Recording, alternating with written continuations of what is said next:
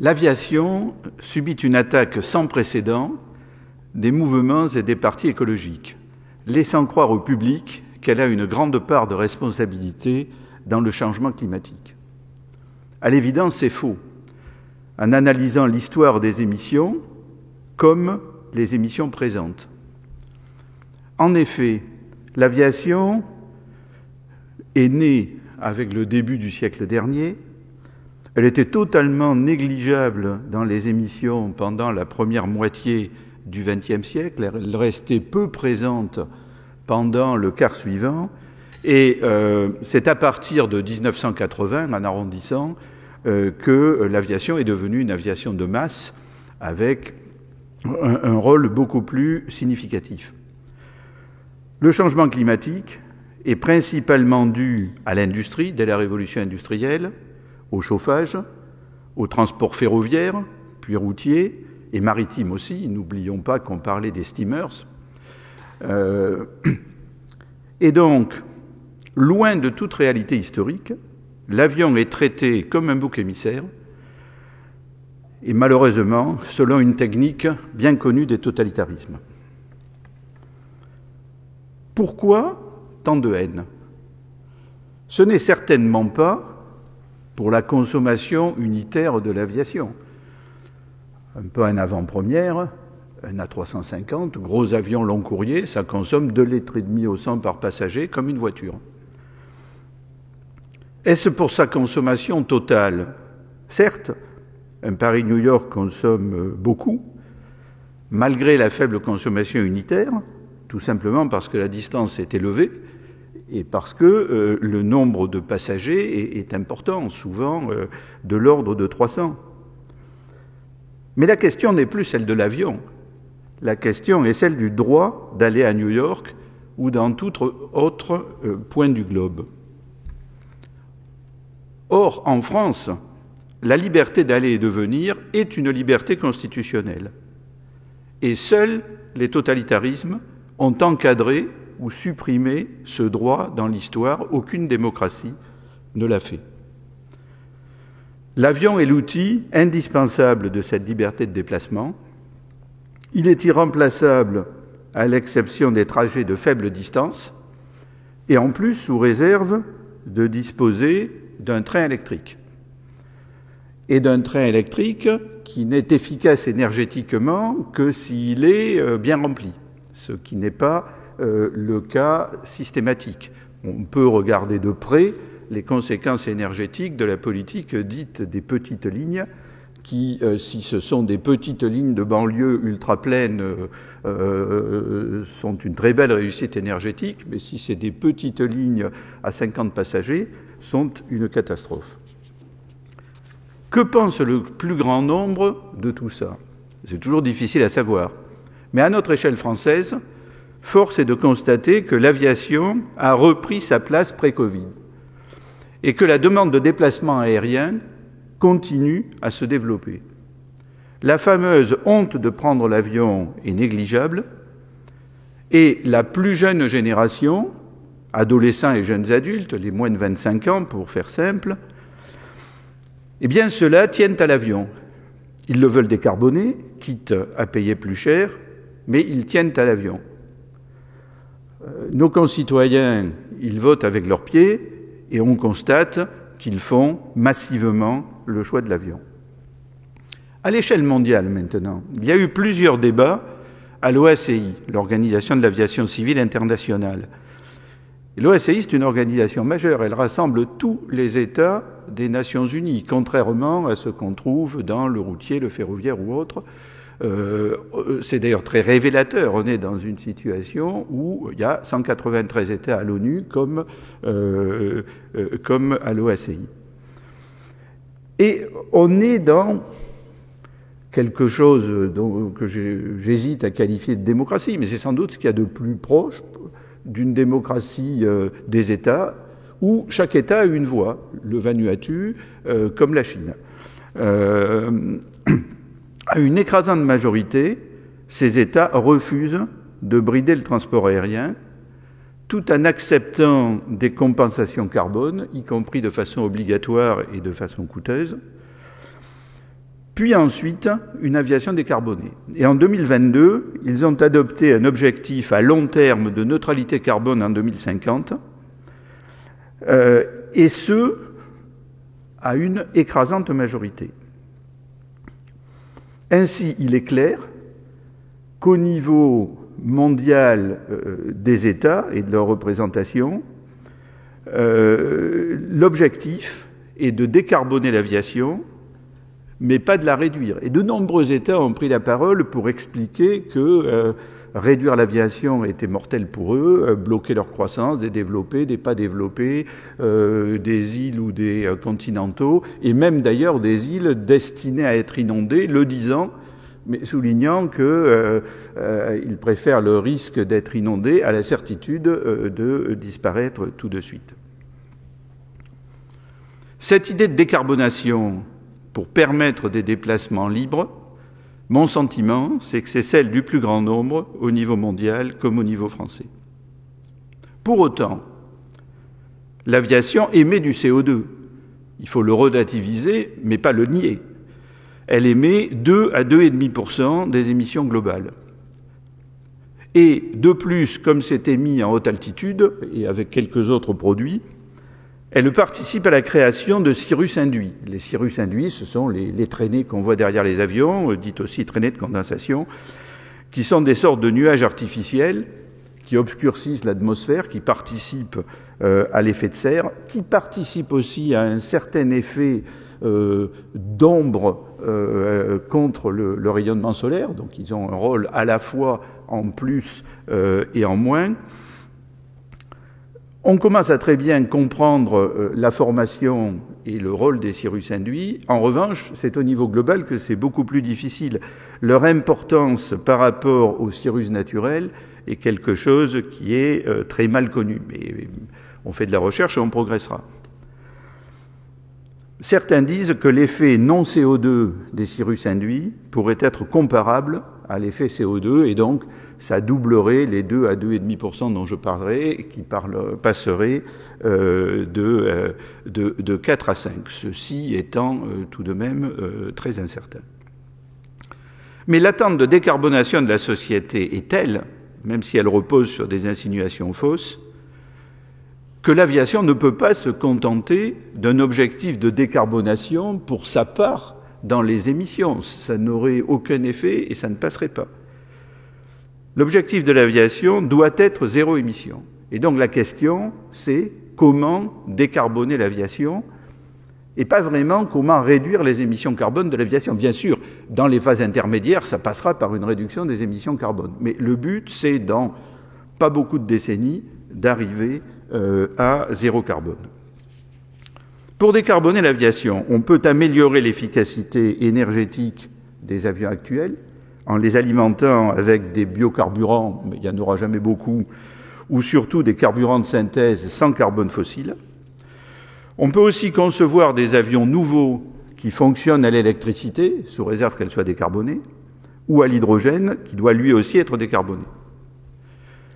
L'hydrogène peut être brûlé dans des réacteurs ou oxydé dans des piles à combustible pour produire de l'électricité à bord. C'est ce thème que je vous propose d'examiner plus en détail. Faisons tout d'abord un court détour par l'histoire du transport aérien et des avions depuis la Deuxième Guerre mondiale. Je vous rassure, c'est un court détour. C'est la guerre qui a vu apparaître des appareils de grande capacité, à long rayon d'action, qui étaient les bombardiers, qui ont été ultérieurement transformés en avions de transport. On a eu aussi les premiers avions de transport militaire avec une certaine autonomie. Et donc, le DC-3 a connu une deuxième carrière civile, comme le DC-4. On a vu arriver un avion nouveau qui était le Super Constellation, ou Howard Hughes. L'avion des stars était le Super Constellation. C'était le temps des hélices. Mais très rapidement, au tournant des années 50, les réacteurs ont fait une première révolution de l'aviation. Citons le Boeing 707 qui a porté un coup fatal au transatlantique, la Caravelle qui a joué un rôle mondial beaucoup moins important mais qui est significatif dans notre espace français, Et puis, en brûlant les étapes, le long courrier Boeing 747, qui a été lui aussi une révolution à lui tout seul, et le moyen courrier Boeing 737 chez Boeing, et quelques années plus tard chez Airbus, le long courrier A300 et le moyen courrier A320. Je brûle les étapes en fixant quelques grandes balises et volontairement, je ne cite pas les constructeurs ni Boeing ni Airbus qui ont quasiment tous disparu, soit disparu complètement, soit été repris par les deux industriels précédents. Je rappelle une année clé dans cette histoire, qui est l'année 1969, année d'abord de la Lune, mais aussi année du Concorde et année du Boeing 747. Ça a été vraiment un moment très particulier de coalescence de trois projets très différents dans l'histoire de l'aviation. Tous ces nouveaux avions, et notamment les derniers, ont permis la démocratisation du transport aérien dès les années 80, puis dans les années 90 avec l'apparition des compagnies low cost. Et bien sûr, c'était étroitement lié à un mouvement beaucoup plus large qui était celui du tourisme de masse. Depuis les temps héroïques, les avionneurs et les motoristes recherchent les configurations les plus économiques possibles en carburant. En effet, l'autonomie de l'avion dépend directement de sa consommation, et comme il est limité en masse au décollage, plus il doit emporter de carburant, moins il pourra transporter de passagers ou de fret. Et par ailleurs, une bonne partie du carburant sert à porter la masse initiale du carburant, donc c'est du carburant qui transporte du carburant. C'est ce combat originel contre à la fois la consommation et le poids qui explique que les avions modernes constituent un système aussi efficace énergétiquement. Il y a 120 ans de recherche acharnée sur ce sujet. Jusqu'aux avions de l'immédiate après-guerre, on avait 2 ou 4, exceptionnellement 6 moteurs à piston turbocompressés. Ensuite, au temps des premiers réacteurs, on avait des réacteurs simples de faible encombrement. Vous vous rappelez tous les réacteurs de la Caravelle qui ressemblaient à d'assez longs fuseaux, qui ne ressemblaient pas du tout aux réacteurs actuels. C'étaient des réacteurs qu'on qualifie de simple flux, où toute la poussée provient du flux chaud lié au kérosène brûlé. Et puis au tournant des années 70, sont apparus les premiers moteurs double flux, où une turbomachine entraîne une sorte d'hélice carénée, la soufflante. La soufflante, c'est cette première roue aubagée, comme on dit, mais ça ne ressemble pas aux roues à aubes du Mississippi, qui se trouve à l'avant du réacteur. Et le réacteur a souvent une forme quasiment conique, donc c'est la plus grosse partie du réacteur. Donc cette roue est entraînée par une turbomachine, elle aspire de l'air frais, qui est comprimé, qui est mis en vitesse et qui est rejeté. Et donc la poussée est la somme de celle du flux chaud directement généré par le kérosène brûlé et de celle du flux froid qui est généré par cet air frais comprimé. Le rapport de ces deux poussées s'appelle le taux de dilution. Évidemment, plus il est élevé, plus le moteur est économique, tant en coût d'exploitation, l'air frais est gratuit, qu'en émission de gaz carbonique. Le premier réacteur civil de ce type fut le JT8D de Pratt & Whitney. Ensuite sont apparus des réacteurs chez tous les motoristes et en particulier chez CFM, qui est l'alliance à égalité entre General Electric et Safran. Safran, c'est le successeur du SNECMA historique. Ce JT8D qui a été lancé en 1963 avait un taux de dilution de 1. Le CFM56, lancé en 1979, a un taux de dilution de 6,5. Le LEAP, lancé en 2014, a un taux de dilution de 11.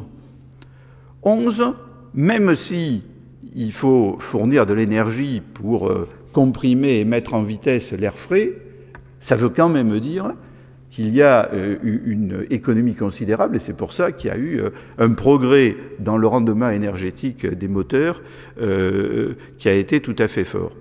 Progrès en émissions de gaz à effet de serre, mais aussi importante réduction de la production de bruit.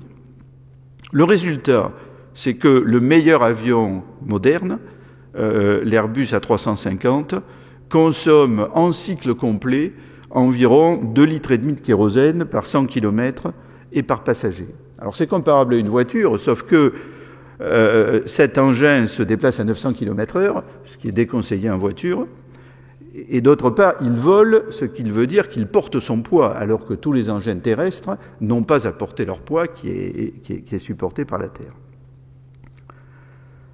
Examinons maintenant les voies de progrès vers l'avion à faible émission.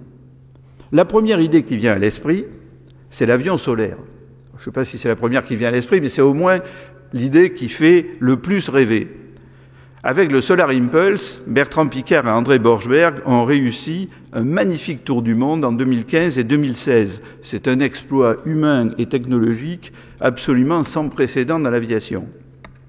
Ils avaient conçu un avion qui pesait 2,3 tonnes pour une envergure de 72 mètres. 72 mètres, c'est déjà un très gros avion. Les plus gros avions qui sont autorisés à aller sur les aéroports doivent s'inscrire dans un carré de 90 mètres de côté. Donc à 72 mètres, on n'est pas tout à fait au maximum, mais enfin, c'est pas un avion d'aéroclub quand même. Il est équipé de 4 moteurs électriques, des petits moteurs, 17 chevaux chacun, 400 kg d'accumulateurs. Il vole à 90 km/h de jour, 60 de nuit, et il est difficile à manœuvrer car il ne peut s'incliner de plus de 5 degrés. Je vous avoue que j'ai regardé de très près ces manœuvres quand j'ai eu à autoriser son accès au Salon du Bourget il y a déjà un certain nombre d'années.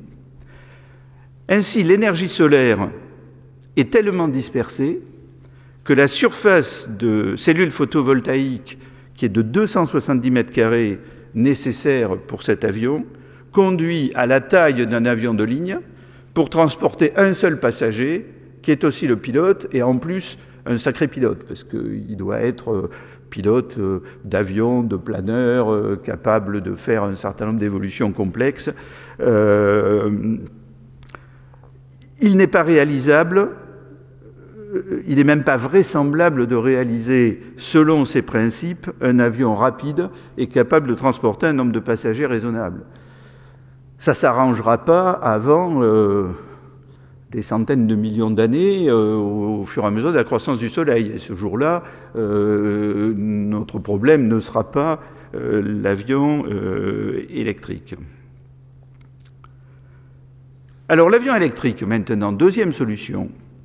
L'avion électrique alimenté par des batteries a de l'avenir. Il fonctionne déjà pour des petites machines d'aéroclub. Il n'est pas loin de fonctionner pour du transport à faible distance. Et en gros, faire 500 km avec un avion de 20 passagers est quelque chose qui est imminent. Alors, c'est pas énorme, on est loin du 747 dont je parlais avant, mais c'est la desserte des îles qui peut avoir tout à fait besoin de choses comme ça. Pensons à Ouessant chez nous, mais j'ai pas mal travaillé avec un pays qui nous est assez proche, la Norvège, où c'est un sujet très important. Ils ont un très grand nombre de relativement petites villes pour lesquelles l'avion de 20 places est exactement ce qu'il leur faut, mais ils rêvent de l'avion électrique, et ça, c'est sans doute pour demain. Donc plusieurs projets sont en train d'être lancés en ce moment. On peut dire aussi que la Fédération française aéronautique s'est très fortement impliquée pour acheter, louer des avions électriques à des aéroclubs et petit à petit promouvoir la formation sur avions électriques des pilotes. Alors bien sûr, c'est une goutte d'eau dans la mer, ça ne représente absolument rien dans le bilan énergétique global de l'aviation.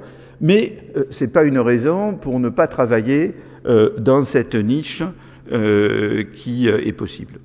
En revanche, le poids des batteries, leur faible capacité de stockage d'énergie, y compris si on l'a multiplié par 10 pour faire des simulations, tout ça ne permet pas d'envisager des vols à longue distance D'autre part, le vol n'offre pas les mêmes possibilités que la voiture, par exemple, en termes de récupération d'énergie, freinage, décélération, ce qui rentre dans les performances des voitures hybrides de façon significative.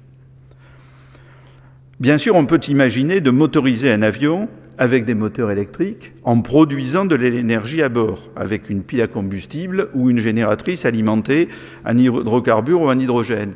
Mais pour moi, ce n'est pas vraiment ça l'avion électrique, c'est l'avion hybride, qui n'est pas sans intérêt, mais qui n'apporte pas loin s'en faut une décarbonation totale. L'avion à hydrogène maintenant, 2 voies, l'hydrogène brûlé dans un réacteur comme un carburant et l'hydrogène avec la pile à combustible. Il n'est pas difficile de faire fonctionner un réacteur avec de l'hydrogène à la place du kérosène. Il y a eu des expériences faites, même sans changer les réglages, c'est pas parfait, mais ça marche. On a tous en tête le fait que l'hydrogène est gazeux et pas le kérosène. C'est très important pour les réservoirs et pour l'alimentation. Pour le réacteur, l'hydrogène, certes, est gazeux, mais le kérosène à 800-900 degrés, qui correspond aux entrées du réacteur, est également gazeux. Et on parle d'ailleurs de turbines à gaz. Donc des expériences ont été réalisées avec succès. La difficulté, c'est de le transporter. C'est un gaz si peu dense qu'il faut le comprimer, le refroidir à très basse température dans des réservoirs cryogéniques, moins de 153 degrés, pour en emporter une quantité suffisante sous un volume acceptable. Le volume de l'espace de stockage doit toutefois être 4 fois supérieur à celui nécessaire pour le kérosène. Les réservoirs seront donc plus lourds que ceux destinés au kérosène, ils constitueront un poids mort pour toute la durée du vol, et puis ça changera nécessairement la forme de l'avion. Si le stockage n'est plus fait dans les ailes, on aura des ailes plus fines, un fuselage beaucoup plus gros, et en plus, des stockages à cette pression, il faut qu'ils soient sphériques ou au moins cylindriques. Donc on va avoir, comme j'ai été amené à le dire à quelques journalistes, un avion plein de poignées d'amour pour arriver à loger les réservoirs. Les technologies envisageables d'ici 2050 ne permettent pas d'envisager de réaliser un avion long courrier à hydrogène. Le domaine privilégié de ce type d'avion sera le moyen courrier, qui représente environ 60% des émissions de CO2, donc c'est quelque chose qui mérite qu'on s'en occupe. Ce projet comprend de nombreux défis technologiques, mais nous ne partons pas de la page blanche. La propulsion à hydrogène est maîtrisée dans le domaine spatial, et des avionneurs ou des motoristes comme Airbus et Safran sont des acteurs majeurs du spatial avec une grande expérience. Pour autant, les 2 systèmes sont très différents.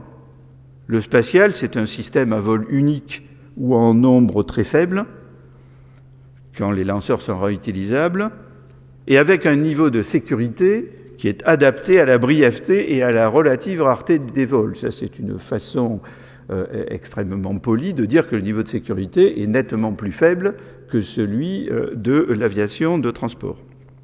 L'aérien, ce sont des vols très nombreux, avec une sécurité qui est la meilleure de tous les transports et qui est sans équivalent.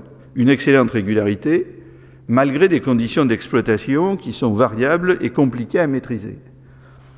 Donc, passer du spatial à l'aérien, c'est quand même une gageure. Néanmoins, on peut rappeler que les Russes ont fait voler en 1988, ça fait déjà quelques années, un avion, le Tupolev 155, dont l'un des 3 moteurs utilisait de l'hydrogène liquide ou du méthane liquide. En 88, il s'est passé des choses dans le monde qui s'appelait encore soviétique à l'époque. Il n'y a pas eu de suite à ces expérimentations, c'est d'ailleurs bien dommage. Mais enfin, il y a eu quand même des premières expériences. L'objectif du programme français, et d'ailleurs un peu plus large que français puisqu'il tourne pas mal autour d'Airbus, est de produire un avion de ligne qui soit à hydrogène pour 2035, avec différents démonstrateurs ou prototypes partiels d'ici là.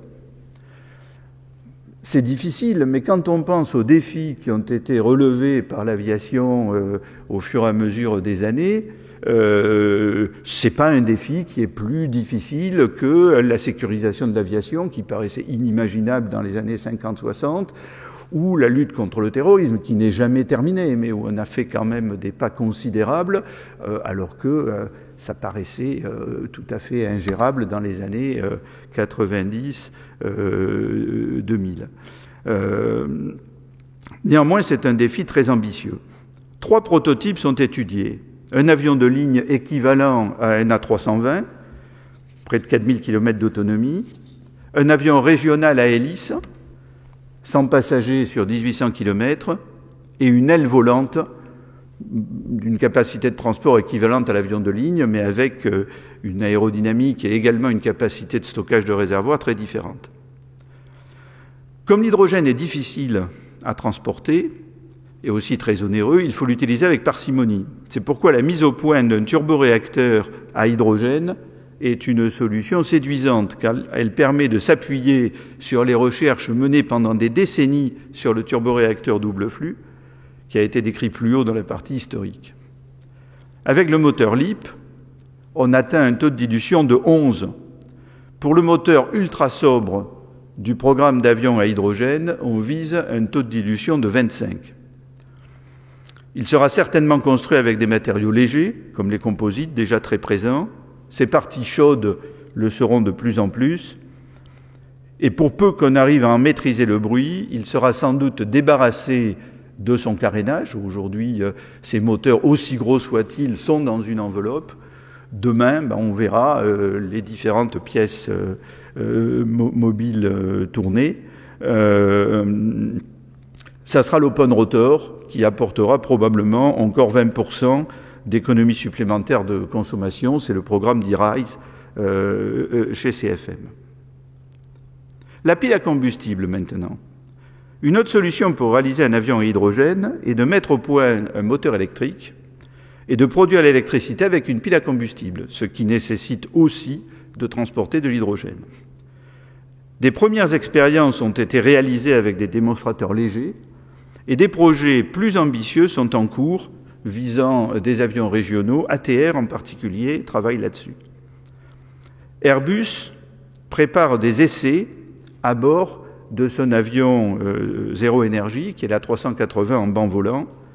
Safran, Boeing, l'Onera, le DLR allemand travaillent également sur ces sujets. Les Américains ne les oublient pas non plus. Avantages et inconvénients de l'hydrogène. Les inconvénients de l'hydrogène sont évidents. Très difficile à transporter, très difficile à conserver. Cette molécule minuscule se joue de la majorité des joints. De plus, l'hydrogène vert est un produit cher. L'hydrogène vert nécessaire pour un vol moyen courrier coûtera 3 fois plus que le kérosène. L'aviation s'y intéresse parce que sa combustion ne produit que de la vapeur d'eau, mais pas de CO2. Des travaux sont en cours pour étudier les traînées de condensation et voir comment les réduire ou les rendre moins absorbantes, mais l'absence de suie dans les gaz d'échappement, cette suie est un facteur favorable à la condensation des gouttes d'eau, est un facteur favorable pour ça. Je dirais que l'une des principales questions sur l'usage de l'hydrogène, c'est la façon dont vont se comporter les éventuelles traînées de condensation. Les SAF. SAF, c'est Sustainable Fuels. Ce sont les carburants durables, les CAD en français, mais personne dans l'aviation n'emploie ce vocable. Les projets actuels ne prévoient pas de construire un avion long courrier à hydrogène, comme je le disais. La difficulté de stockage de l'hydrogène ne permet pas d'imaginer ça à une échelle de 2050, 60, 70. Donc, je ne dis pas que ça viendra jamais, mais c'est pour beaucoup plus tard. Et le long courrier représente environ 40% des émissions de CO2, donc cette question est une question importante.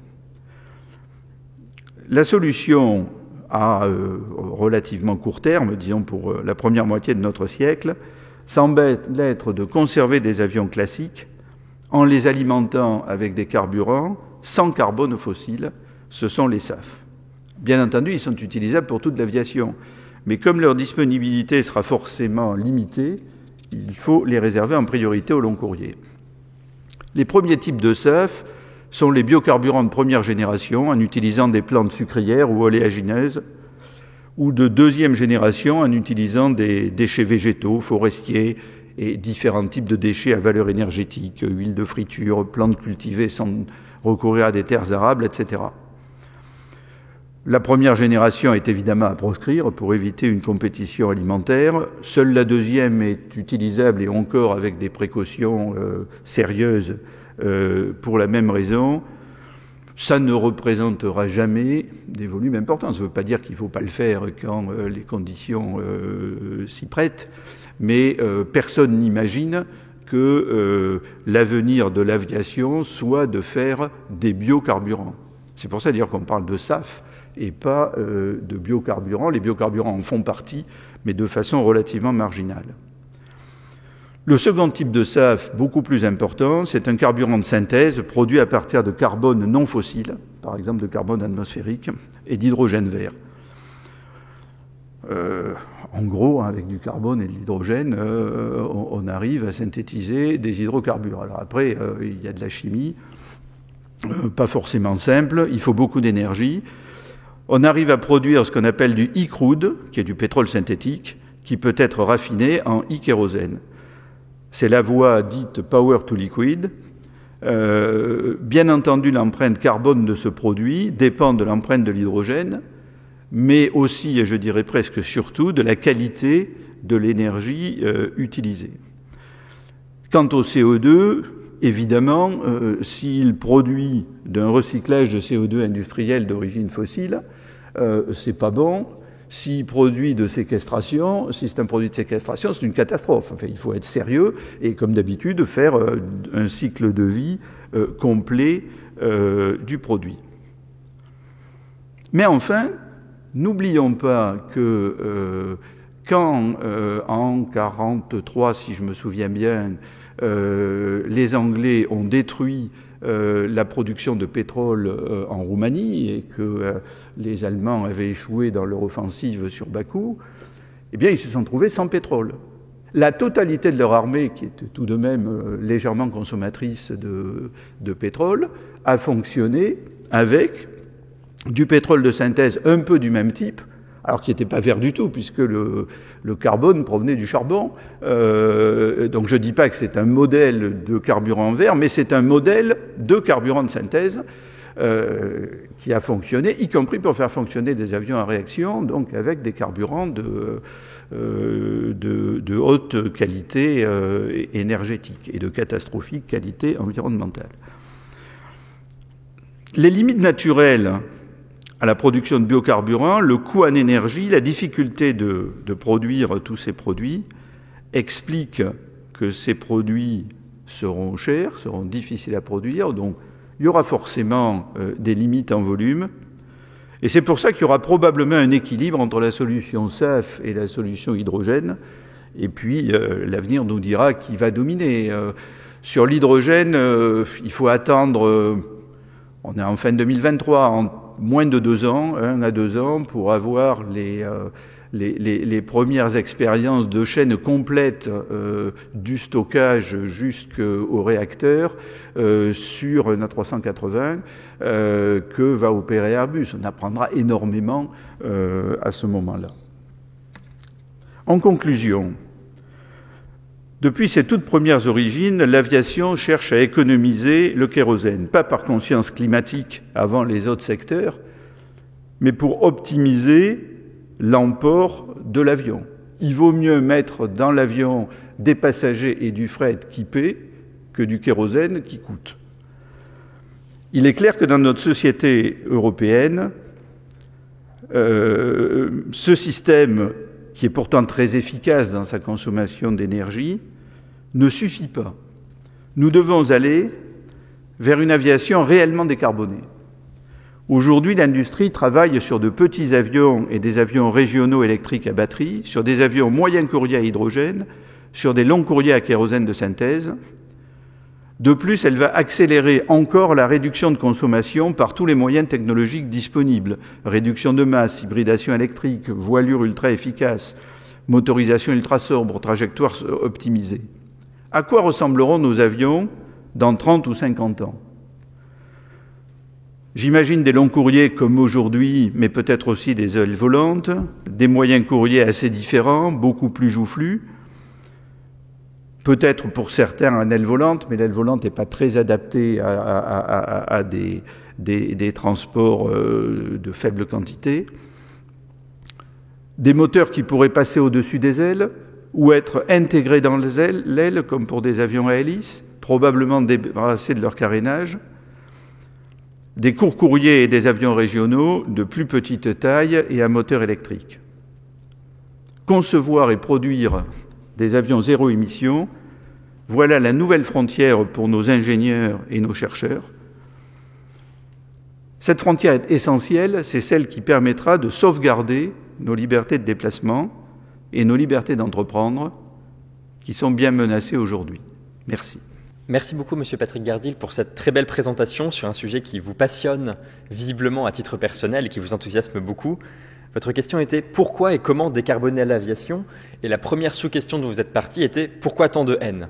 Et votre objectif était de justifier ce secteur qui vous tient à cœur, en estimant que celui-ci était victime d'attaques dans les discours des partis écologistes aujourd'hui. Et vous avez commencé par montrer que historiquement, ces attaques étaient infondées dans la mesure où la responsabilité qu'on pouvait imputer au secteur de l'aviation ne pouvait dater au mieux que des années 1980. Et vous avez tâché de reporter davantage la responsabilité sur la révolution industrielle et d'autres secteurs de consommation plus importants, comme par exemple le chauffage. À partir de là, vous avez mis en avant 3 points cruciaux qui ont en quelque sorte motivé, qui ont constitué les enjeux de votre présentation. D'une part, le fait que l'aviation était le support d'un droit fondamental, le droit d'aller et de venir. Deuxièmement, le fait que même les jeunes générations qui, dans leur discours, sont extrêmement critiques vis-à-vis du secteur de l'aviation, en réalité le demandent encore, et cela se reflète dans leur pratique. Et troisième élément moteur qui impose de prendre le problème au sérieux, le fait qu'à l'échelle internationale, les États refusent de brider le secteur de l'aviation et en fait en ont un besoin absolument vital. D'où alors la question, comment décarboner l'aviation puisqu'il est nécessaire de faire cela? Et à partir de là, vous avez évoqué différentes options et on va dire que le nerf de votre argumentation a consisté à prendre une perspective historique en se demandant d'où provenait l'aviation en revenant à la Seconde Guerre mondiale, d'abord aux bombardiers, à d'autres modèles historiques que vous avez évoqués, mais surtout au fait que, et c'est ça qui a fait toute la force d'argumentation de votre présentation, depuis ce que vous avez appelé les temps héroïques de l'aviation, le problème à résoudre d'un point de vue technique est toujours le même. Il s'agit d'un problème de poids, puisque plus l'avion est lourd, plus il y a une forme de cercle vicieux, embarquer du carburant pour porter du carburant. Et vous avez souligné le fait que nous avons atteint une efficacité actuelle, une efficience énergétique avec les avions d'aujourd'hui sur du long terme, en partant de ces temps héroïques de l'aviation pour arriver jusqu'à une consommation de 2,5 litres de kérosène par litre et par passager. De là, donc, la question était de savoir dans quelle direction pouvait-on aller, et vous avez recensé différents types de projets qui étaient disponibles aujourd'hui pour ensuite accorder votre préférence à certains au détriment de d'autres, disons plutôt pour proposer une solution équilibrée. Le premier que vous aviez recensé, c'est celui du Tour du monde de Solar Impulse en 2015, mais qui présente évidemment des contraintes techniques qui empêchent de généraliser cette solution. Une deuxième solution que vous avez recensée est l'idée d'avion électrique à batterie, mais qui va poser des problèmes de poids notamment. Et même si vous avez souligné les efforts de la Fédération française d'aéronautique dans ce domaine-là. Et la troisième solution que vous avez recensée est la piste d'avion à hydrogène qui serait fondée sur des piles à combustible, mais là également, encore une fois, avec des contraintes techniques liées à la faible densité naturelle de ce gaz et donc à des besoins de concentration extrêmement importantes, ce qui amène à des problèmes donc, de sécurité, des questions de froid également, et le fait que donc, tout ce processus de stockage risquerait de constituer en fin de compte un poids mort très important. Néanmoins, vous avez souligné le fait qu'il s'agit là d'un terrain sur lequel nous ne partons pas de zéro. Vous avez souligné des avancées historiques dès les années 80, chez les Russes. Et il me semble que le fil d'Ariane que vous avez poursuivi tout du long a consisté à dire qu'il s'agissait d'un défi, effectivement, mais lorsque l'on sait d'où l'on vient, on peut davantage savoir dans quelle direction on va aller. Donc vous avez souligné toutes les avancées technologiques qu'il y avait eu, qui permettent de passer d'une situation initiale, forcément on partait de peu de choses, pour arriver à une grande efficacité aujourd'hui. Et vous avez ensuite eu à cœur de souligner les différents projets qui permettaient de continuer dans cette même direction, étant donné que décarboner le domaine de l'aviation n'est pour vous pas pour vous évidemment une nécessité vitale. Et les pistes que vous avez proposées étaient des pistes donc essentiellement technologiques. Vous soulignez dans votre conclusion qu'il s'agit d'une frontière pour nos chercheurs et nos ingénieurs. Différentes pistes dans le domaine des matériaux, toujours donc dans le but d'alléger l'avion, dans le domaine également des SAF, des biocarburants ou de manière plus générale des carburants moins polluants. Et vous avez considéré que la solution qui est à vos yeux la plus prometteure est une solution alternative entre SAF et hydrocarburants, si j'ai bien compris ce que vous défendiez. Merci beaucoup.